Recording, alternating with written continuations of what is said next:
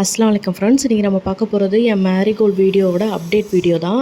என் video ரெகுலராக பார்த்துட்ருக்குறவங்களுக்கு தெரியும். நான் லாஸ்ட் மந்த் போட்டிருந்தேன், இந்த மாதிரி மழையில் என் செடி சாஞ்சிருச்சு, என்னால் முடிஞ்ச அளவுக்கு நான் கட்டிங்ஸ் எல்லாத்தையுமே எல்லா க்ரோ பேக்லேயும் நான் வச்சுட்டேன்னு சொல்லி நான் இது வரைக்கும் கட்டிங்ஸ் ட்ரை பண்ணதில்லை. இதுதான் ஃபஸ்ட் டைம். பட் கட்டிங்ஸ் வந்து நல்லபடியாக க்ரோ ஆகுது அப்படிங்கிற வீடியோ நான் வந்து போட்டிருப்பேன். என் வீடியோ ரெகுலராக பார்த்துட்ருக்கவங்களுக்கு தெரியும். அதோட அப்டேட் வீடியோ தான். இந்த மாதிரி நான் எனக்கு முடிஞ்ச அளவுக்கு எவ்வளோ கட்டிங்ஸ் எடுக்க முடியுமோ இருக்கிற எல்லா க்ரோ பேக்லேயும், ஆல்ரெடி இருக்கிற பிளான்ட் இருக்கிற க்ரோ பேக்லேயும் எங்கெங்கே இடம் இருக்கிறோ எல்லா இடத்தையும் நான் கட்டிங்ஸ் எடுத்து வச்சுட்டேன். ஸோ இப்போ இருக்கிற சீசன் வந்து நான் பரவாயில்ல, ஓரளவுக்கு நல்ல மான்சூனாக இருக்குது. மழை வெயில் எல்லாமே கலந்துருக்கு. அதனால் அது நல்ல க்ரோத்தாக இருக்குது.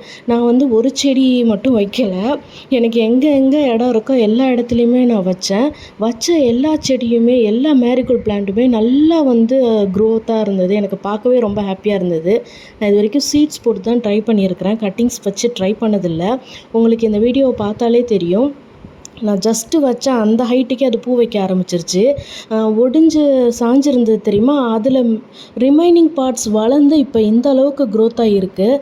எனக்கு பார்க்குறப்ப செம ஹாப்பியாக இருக்குது. சரி, அந்த உடஞ்ச பிளான்ட்டும் நான் வீணாக்க விரும்பலை. அதையும் நான் அப்படியே எடுத்துகிட்டு போய் தனியாக ஒரு பாட்டில் வந்து நட்டு வச்சேன். அது ஜஸ்ட்டு எம்டி பாட்டு, எந்த பிளான்ட்டும் இல்லாத இருந்த பிளான்ட். இதில் நான் நட்டு வச்சதுமே செம்ம க்ரோத்து. இதுவும் நல்லா கொஞ்சம் புஷ்ஷி ஆகி ஃப்ளவர் கொடுக்க ஆரம்பிச்சிருச்சு.